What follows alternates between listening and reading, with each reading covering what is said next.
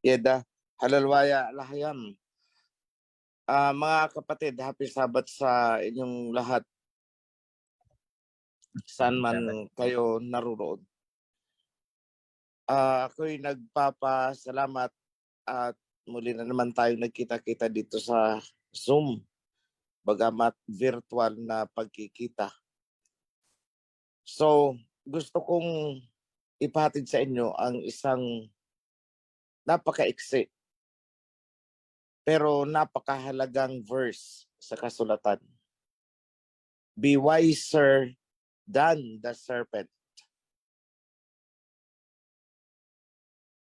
but be gentle as a lamb. Maging madunong tayo kesa sa mga serpent. Ngunit, maging maamo tulad ng isang tupa. So bakit ko ito sinasabi? Sapagkat habang ako ay nag-oobserba sa mga pangyayari, mga nangyayari dito man sa ating bansa at sa ibang panig ng mundo, may napansin ako. The tip of an iceberg. Kumbaga ito lang yung dulo na nakikita natin, parang napakaliit. Pero yung ilalim pala ay napakalaki. So yung mga medyo napapadalas sa YT, sa YouTube, makikita nyo dyan na umaandar na yung so-called Catholic defenders. Wala po silang ibang inaatake. Hindi nila inaatake ang iba't ibang sekta. Wala. Tayo lang. So ano pong ibig sabihin nito? Tulad ng matagal ko nang sinabi sa inyo, tayo ay may pagdadaanan. It's not smooth sailing. May pagdadaanan talaga tayong alon. May pagdadaanan tayong rough road.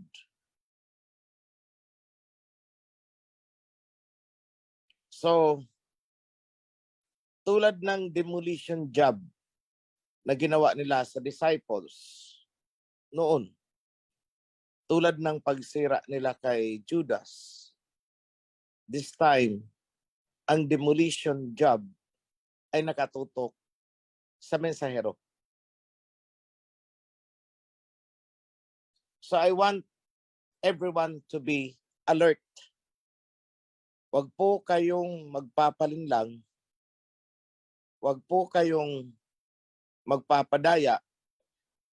At mas lalong huwag kayong magpapa-brainwash.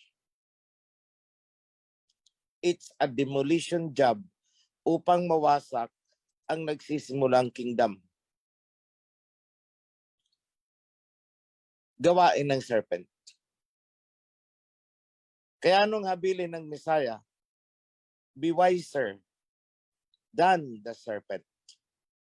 Yet, be gentle as a lamb. So, ibibigay ko sa inyo ang maiksing kaalaman. Napakahalagang kaalaman upang kayo ay maging handa, upang kayo ay hindi kakabahan at alam ninyo kung paano sasanggain ang batikos ng mga serpents. Pagbali-balik ta rin man daw ang kasulatan, walang nasusulat doon na ang mensahero ay ang founder ng Ophirian Heritage. Wala daw, wala. Ang tinutukoy daw doon ay si John the Baptist. Kinote nila ang Malakay chapter 3. Mga kapatid, napakasimple ng sinusulat sa Malakay. Ang mensahero ay inilarawan bilang isang tao, oo, walang pangalan, pero inilarawan ang katangian, kakanyahan. Number 1, siya ay messenger of the covenant. So ang bitbit ng mensahero ay ang covenant. Yan ang number 1. At hindi po yan ginawa ni John the Baptist. So, disqualified po, hindi si John the Baptist ang sinasabi sa Malakay chapter 3. So yan ang number 1. Number 2, ang mensahero na darating ay magdadalisay ng priesthood. Hindi po yan ginawa ni John the Baptist. Hindi niya ni-revive ang priesthood. Hindi niya rin dinalisay ang priesthood. Number 3 parameter. Ayon sa Malakay chapter 3, ang mensahero ang magtatayo ng temple. Kaya ano ang sabi? Yahweh Shai will enter his temple. Sino yung his na tinutukoy? His temple. Yung mensahero po ang subject matter doon. Chapter 3 verse 1, 2, 3, 4.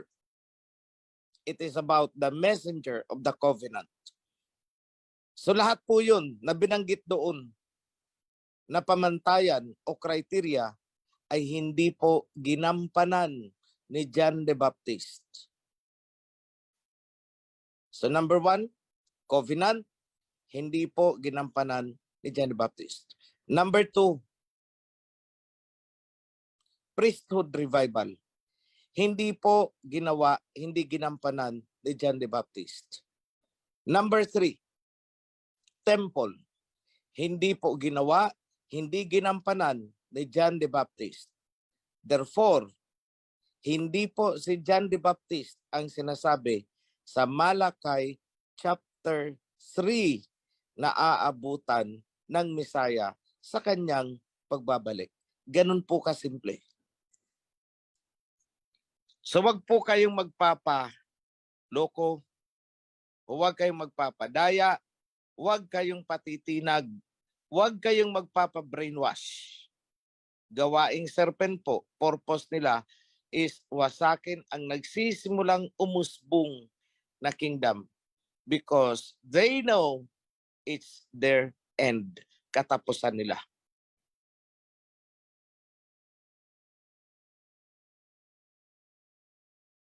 Ngayon, may gusto akong ipahatid sa inyo. Tumingin kayo sa paligid ninyo. Tingnan ninyo kung sino ang pinaka-menos. Sino ang pinaka-maliit. Sino yung sabi natin pinaka-mahirap. Tingnan nyo kung sino yung kunwari, pinaka-walang alam. Walang skill, hindi marunong magsalita, hindi man priest, ordinaryong member ng kawan. Pinaka-menos, andun lang siya sa likuran, ni hindi napapansin, at ni hindi mo, wala kang makita sa kanyang malaking kontribusyon sa pagtatayo ng kingdom. Tumingin kayo sa paligid nyo.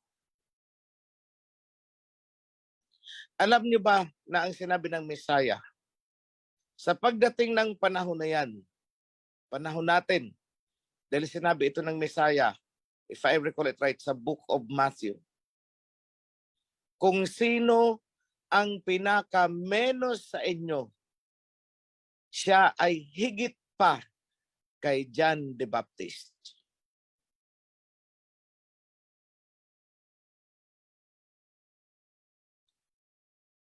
At sinabi ng Messiah, hawa siya yan sa kapanahunan nila ni John the Baptist. Ganito ang kanyang sinabi. Lahat kayo, itinuturing nyo at nakatingala kayo kay John the Baptist. Pero may darating na mas higit pa kay John the Baptist.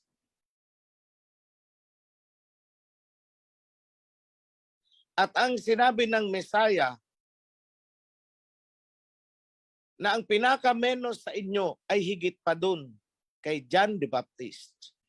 So yan ay ginagawa ng doktrina. Ang tinutukoy daw ng Messiah dyan, na higit pa kay John the Baptist, ay ang Messiah mismo, yung sarili niya. Yun daw ang pinatutungkulan ng Messiah. Hindi po. Bakit? Ano ang sabi ng Messiah? Kung sino man sa inyo ang pinakamaliit dito, the least among you is greater than John the Baptist. Mahirap unawain. Sa anong paraan yung pinakamaliit sa atin ngayon ay higit pa kay John the Baptist? Kasi sa kapanahonan ni John the Baptist, sinabi ng Messiah, walang hihigit pa kay John the Baptist sa kanilang kapanahonan noon. Pero may darating na higit pa kay John the Baptist. To the extent na ang pinakamenos sa kawan ay higit pa kay John the Baptist. So ganun inilarawan ng Messiah ang kapanahunan natin. Na kahit ikaw ang hawak mo sa Mount Zion ay walis lang at ikaw ay nagwawalis-walis lang dyan dahil wala ka namang skill. No read, no write ka. Hindi ka naman mayaman. Wala kang maibigay. Wala ka namang talent sa pagkanta. Tanging maghugas ng kaldero, magwalis-walis, magmap. Yun lang ang alam mo. At yun lang ang kaya mong gawin. Pero ang sabi ng Messiah, higit ka pa. Nahigitan mo pa si John the Baptist. Kung doktrina ang paiiralin nyo dito, hindi nyo yan mauunawaan. Kung doktrina din lang naman ang approach na gagawin ninyo, hindi nyo yan kailanman mauunawaan. Yun, ipapaliwanag ko ngayon. Balikan natin ang panahon ng Messiah. Panahon ni John the Baptist. Panahon ng mga disciples nun. Ano ang status ng kingdom? Parang yelo na nalulusaw, na bibilad sa sikat ng araw. Sinakop ng mga Romano ang Jerusalem. At ang naghari-harian doon ay sina Herodes, sina Pilato, etc. Ang pumatay sa Messiah ay kamay ng mga Romano. Mga Romano, walang iba. Itong mga Romanong pinagmulan ng Katolisismo. Itong mga Romanong pinagmulan, nagdala dito ng Kristyanismo. Sila ang nagpahirap at tumunaw, nagwasak sa kaharian, sa heavenly kingdom. May nagawa ang mga disciples noon? Wala. Futile effort. May nagawa ba si John the Baptist noon para pigilan ang pagkawasak ng kingdom? Wala. Sa kapanahunan nila, gumuho ang kingdom.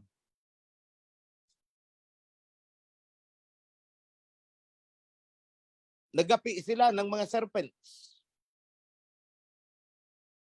Pero sa kapanahunan natin ngayon, bumabangon ang kingdom. Kung kaya, even the least today, yung pinakamaliit na tao dyan na walis-walis lang ang kayang gawin at yun ang kanyang alam. Yun lang, wala siyang kayamanan. Pero kabahagi siya, kabahagi kayo ng pagbango ng kingdom. Kabahagi kayo sa pagtatayo ng temple. Kung kaya, nahigitan ninyo si John the Baptist. Yan ang sinabi ng Messiah Hawasay noon. Na darating ang panahon, ang pinakamaliit, the least among you in the kingdom is greater than John the Baptist. Ganyan po siya kasimpleng unawain. Si John the Baptist ay nasa panahon ng pagguho ng kingdom. Kayo ngayon, nasa panahon ng pagtatayo, muling pagbangon ng kingdom, kahit ikaw ay tagawalis lang. You are part of the revival of the kingdom. John the Baptist was part of the downfall of the kingdom. I'm not saying na kabahagi si John the Baptist sa pagpapaguho. What I'm saying is, nung panahon niya, gumuho ang kingdom at wala silang nagawa. Sino man sa kanila. Pero kayo ngayon, even tagawalis-walis ka lang, you are part of the grand revival of the kingdom. That is why you are greater than John the Baptist. So, kung doktrina lang ang paiiralin mo dito, magwawara-wara ka ng interpretasyon yan. Hindi mo yan mabibigyan ng konkretong interpretasyon. And this explanation na sinabi ko sa inyo, hindi nyo yan maririnig sa sino mang pastor ng sekta-sektahan dyan. You will never hear that. Because those are revelations to me. I'm not bragging. Hindi ako nagbubuhat ng sarili kong bangko.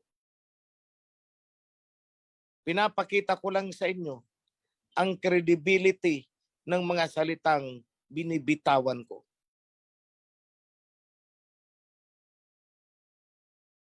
Noon, sa pasimula, hindi pa ako ganun kaprangka magsalita.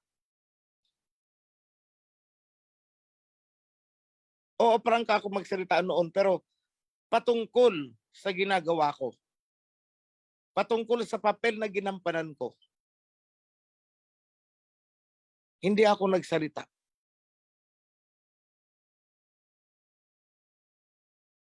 For one,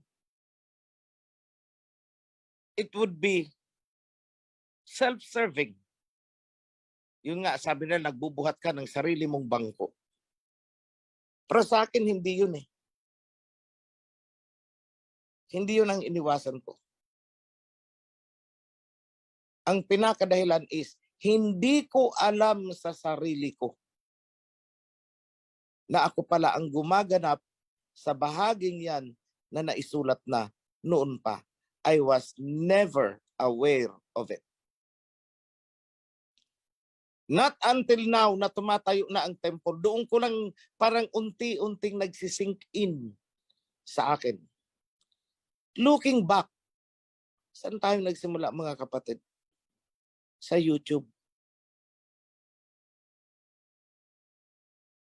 So at the time, hindi pa tayo namumunga. Noong panahon, oo, may mga bumabato, pero parang hindi pa tayo pinapansin ng pamunuan ng mga sekta-sekta. Pero ngayon, lahat ng demolition jobs nila, pinaaandar na laban sa atin. So, be wiser than the serpent, but be gentle as a lamb.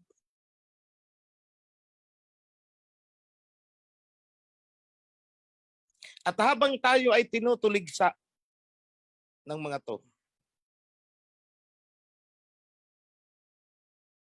At habang tayo ay pinagkakaisahan ng mga to, merong isang grupo na hindi pa man formal na naia-anunsyo sa kanilang kawat ay humahanga at natutuwa sa nakikita sa atin. Alam niyo ba kung anong grupo yan? The Muslims. Natutuwa sila at nagtataka, ba't ganyan ang mga kasuotan nyo? Bakit parang iisa lang ang balahibo natin? Be wise. Anong isasagot nyo? Sapagkat ang pinagmula ninyo si Ismael ay kapatid ng pinagmulan namin.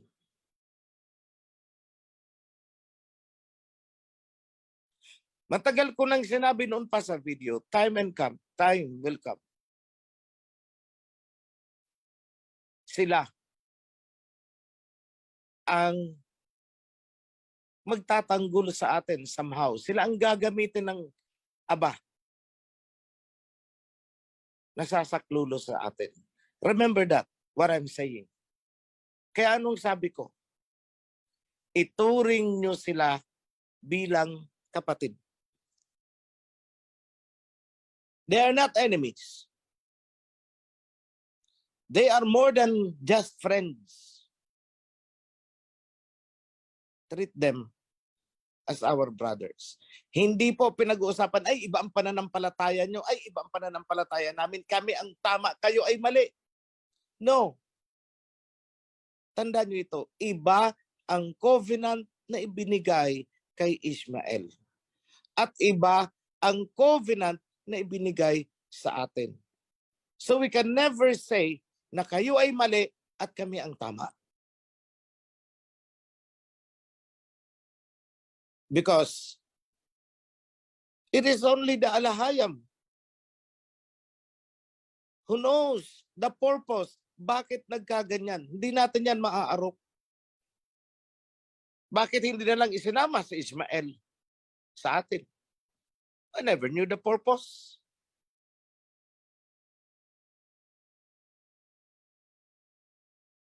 So sa akin is, whenever there is an opportunity, in your little ways, may nagtanong sa inyong mga Muslim, at marami dyan, binati kayo. Sabihin nyo, I'm not a Muslim, pero tinuturing namin kayong kapatid. Yun lang, sapat na yun. To break the wall between us at makilala nila, ay kayo pala yun.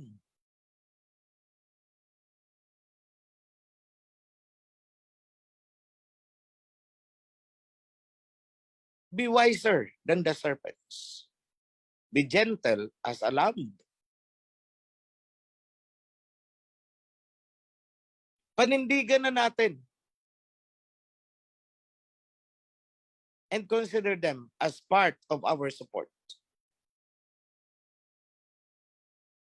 Umaandar na ang mga makinarya ng mga serpents laban sa atin. Be prepared. Yan po ang sa local developments natin. Pumunta tayo sa ibang dako. Pinakamainit pa rin, usaping Russia, usaping China, pero may nadagdag ngayon, usaping Africa at Amerika.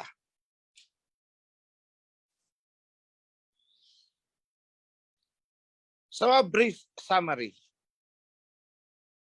Inihahanda ng Russia, ni Putin, ang kanilang mga ICBM, Intercontinental Ballistic Missiles. Yung pinakamatindi nila. So para ba silang merong isang armas, isang, sabi natin, isang baril kunwari, na nasa kahon at nakatali pa ang kahon. Ngayon, binuksan na nila ang kahon. inilabas na ang kanilang armas at ikinasa na nila, kumbaga sa baril. So what are they trying to do? What are they trying to project now? At ang armas na yan ay kanilang ipinosisyon. Nakaumang sa US, nakaumang sa Europe. So anong ibig sabihin? Maging mapanuri kayo. Tulad ng sinabi ko noon sa Two Witnesses series, barely 3 years ago, here it is now, materializing on the physical reality. Ayan na.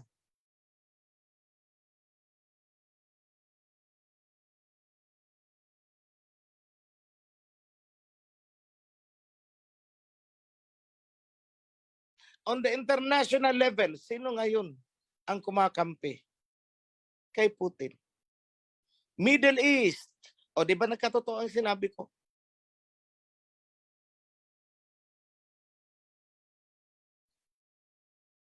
Sino ang kumakampi ngayon sa China? Middle East.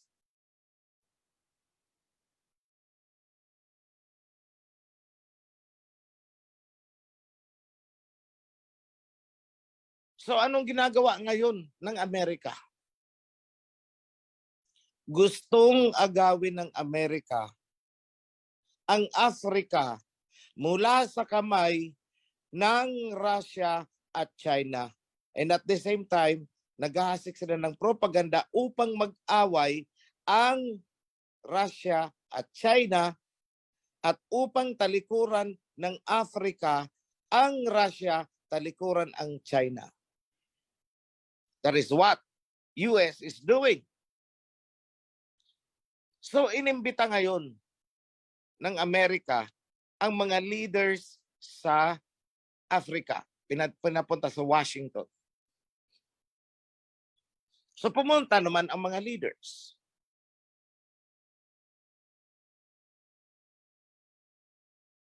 Pero makukuha kaya nila ang Africa? No.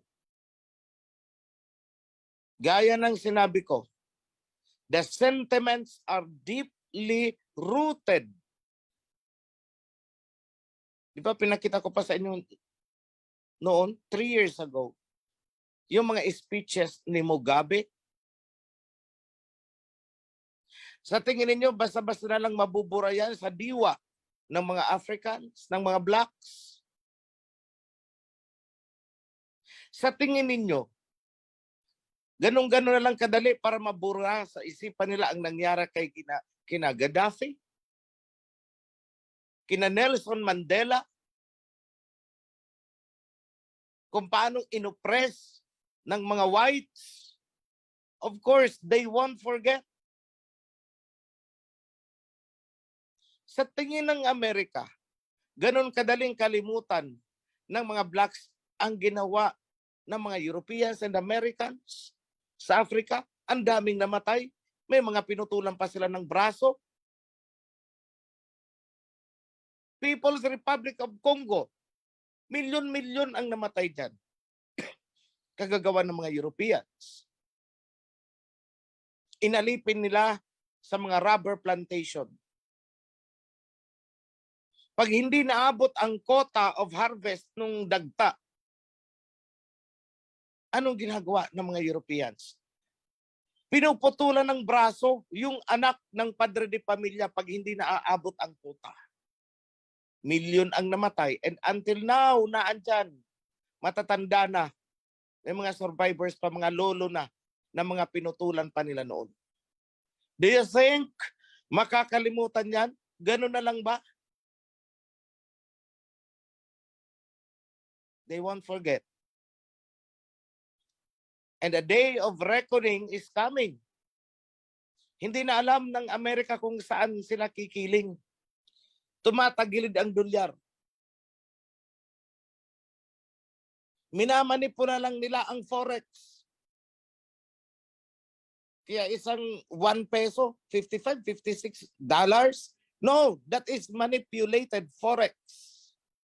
Hindi na yan. Walang halaga ang dolyar. Papel, panggatong. Why? Wala pong gold backup ang mga inimprentang perang papel nila. Nothing. Sinabi ko yan noon pa, 3 years ago. Balikan ninyo ang mga video ko. Pumunta ang mga leaders ng Africa sa Washington. Why not?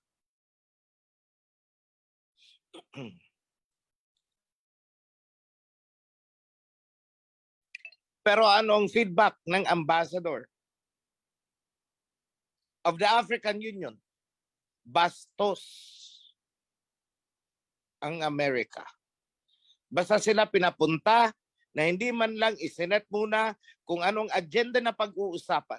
At pagdating doon, dikta dito, this is what you should do, this is what you should do. And this is what we will do to you.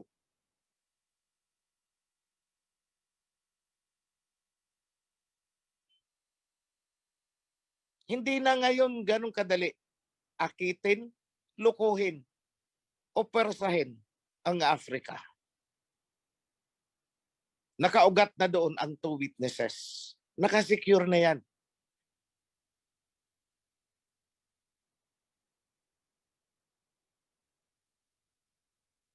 Now, let's talk about economy. Ang kinatatakutan ngayon ng Europe at US ay ang padami at padaming bansa na gustong pumasok sa BRICS economy. Ano itong BRICS economy? I discussed this on my video before, 3 years ago.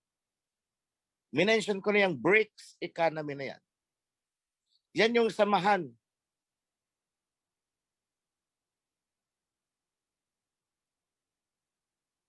na itinatag ni na Putin at saka si Jinping.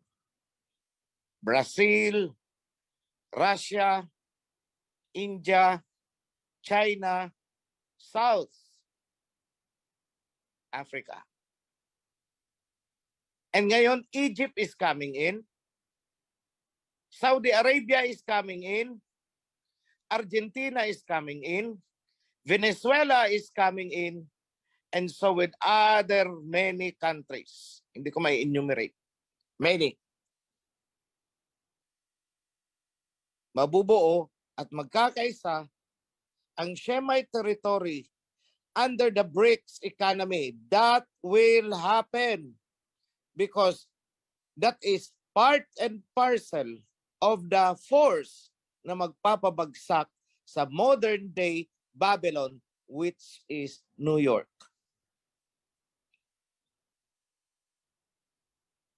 Matagal na tayong niloloko.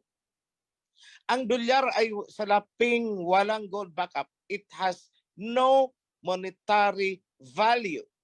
Pero binibili natin ng napakamahal. Imagine isang dolyar, binabayaran natin ng 55 pesos. Ang pera natin may gold backup, ang dolyar ay wala. Para na rin nating sinabi, ito ang ginto namin, kapalit sa laping papel na walang halaga. At yun ang ginagamit natin upang bumili ng gasoline, etc., etc. Bakit? Bakit natin ginagawa yun? Blame the leaders of our country na hindi nag-iisip. Available ang oil. When I say oil, you have crude oil, kasama natin ang gasoline dyan. Oil products yan. Mura na ibinibenta ng Russia to friendly nations. Ano naman ang ginagawa natin? Nakikisabayan tayo doon sa US. Nakikisabayan tayo sa Europe na kumakalaban sa Russia and China. Bakit? Because our leaders is not aware, is totally ignorant kung anong nasusulat sa Book of Revelation. Come out of her, my people. Lumabas kayo sa kanyang sistema upang hindi kayo madamay sa mga parusa na igagawad sa kanya.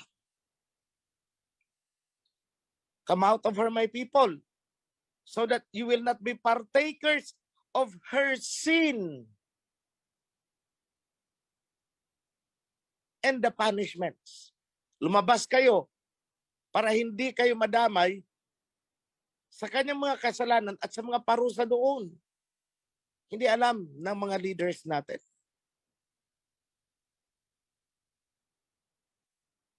Just a week ago, pinirmahan ni Biden yung bill nila. It has now become a law recognizing with full legal recognition yung same-sex marriage nila all across the board US. So inilantad na talaga ng Amerika yung Sodom and Gomorrah nila. And I'll take you back to the time of Sodom and Gomorrah. At the peak of their sexual immorality at the time, sa tugatog ng kanilang sexual na mga gawain, pinaulanan sila ng apoy. Sulfur and brimstone ang ipinaulan. Same thing will happen. But look, bago ginunaw, ano ang ginawa? May warning muna. Di ba? Yung sabing 3 angels na kumain pa doon kay Abraham.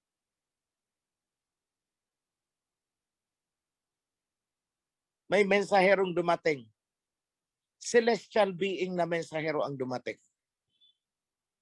Tawag nila is angel. But we call it celestial being. Celestial messenger. Warning! Lot, umalis na lang kayo dyan. Wala nang pag-asa yan. And it is happening now. Warning! Sino nagwa-warning ngayon? Tayo. We are sending out the message. Alam na ng mga world leaders yung existence natin. Alam na ng mga leaders ng mga churches. So they know we exist now.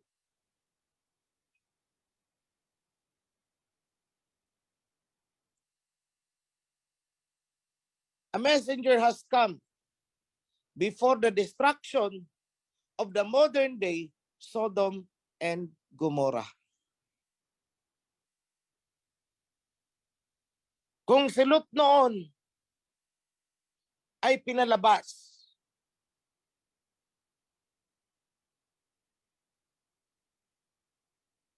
substantially, yun din ang ginawa ko sa inyo. I announced 3 years ago, come out of her, my people, so that you will not be partakers of her sins and the punishment. And here we are, virtually gathered as one flock, under one shepherd, with one voice, one command, one government, according to the Torah of the Almighty Al-Hayab. That makes us a kingdom.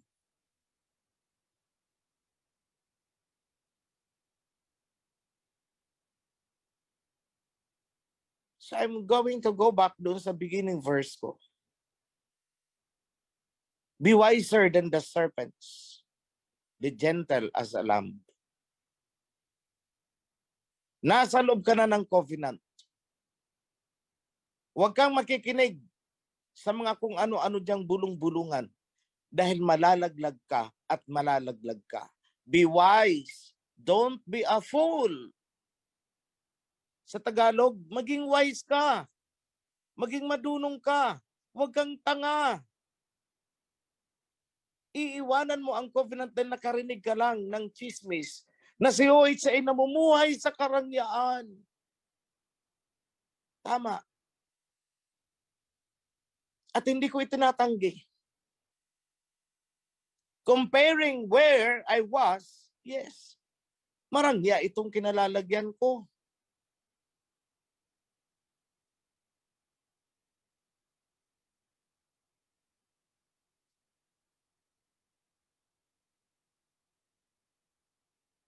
Pero nasusulat din nang sabi ng alahayam, ibibigay ko sa iyo ang iyong pangangailangan. I will make a way. I will let you ride the top of the world. Just keep my covenant. More so, just establish the covenant. Revive the covenant. So what I have done, anong ginawa ko? Tiis, tiis, tiis, tiis, tiis.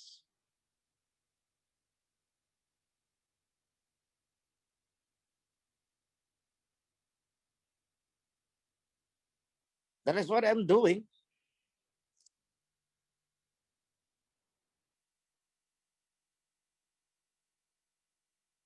But a day is coming. Matatapos din lahat itong mga pagtitiis natin. I'm very confident. And I strongly believe. Naniwala din lang naman tayo na may Torah na maniwala na tayo doon sa lahat ng ipinangako sa Torah. Dahil kung paniniwalaan natin ang Torah pero hindi natin paniniwalaan ang nakasulat doon ng mga ipinangako ng Aba, pag tayo ay nagpasakop, sayang ang paniniwala mo. Sayang ang pananalig mo.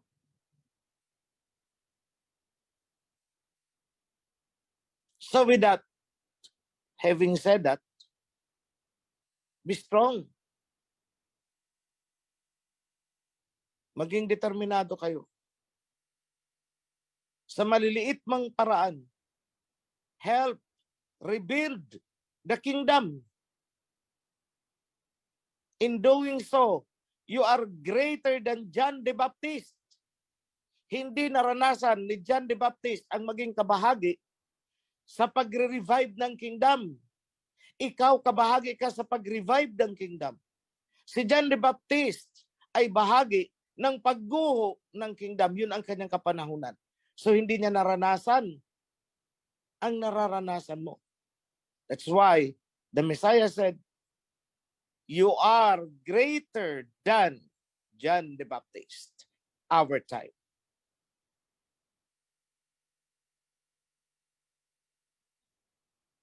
You must be thankful na kayo ay kabahagi nito.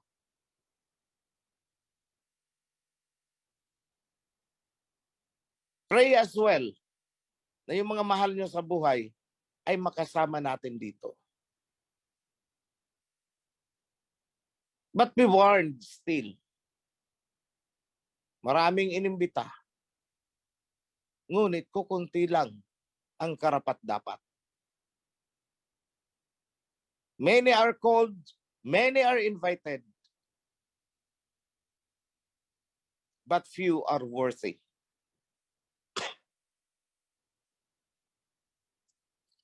So sa aking pagtatapos,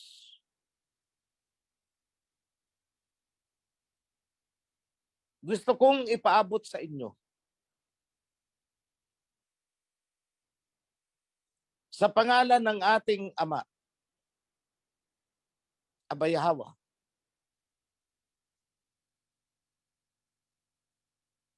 that I invoke all the blessings as He has promised para sa mga sumusunod, para sa kanyang mga righteous na pinili para sa mga taos-pusong nagpapasakop at nagsusumikap na sundin ang mga kautusan. Mula sa Prime Minister pababa hanggang sa mga volunteers in all departments, extending to the family heads, down to your servants, the entire household. Let the blessings, peace, abundance, good health,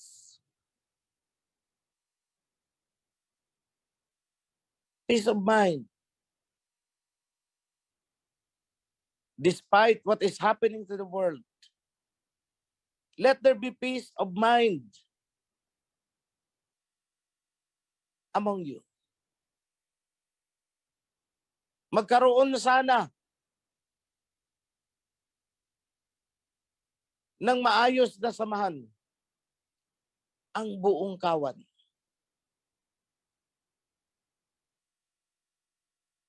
Ayon sa iniuutos ng covenant. Magkaroon ng matatag na pagkakaisa.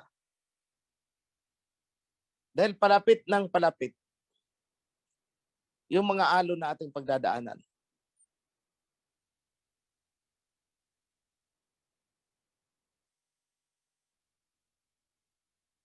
Let your needs be provided for ayon sa power of the Alahayam. Healing for those who are sick. All of this be upon you because we are reviving the kingdom ayon sa iniutos sa atin. Revive first the kingdom and seek His righteousness, and all these things will be added unto you. I invoke that promise. In the name of King Yahawashi, let it be done. Yada. Happy Sabbath, mga kapatid. Shalom.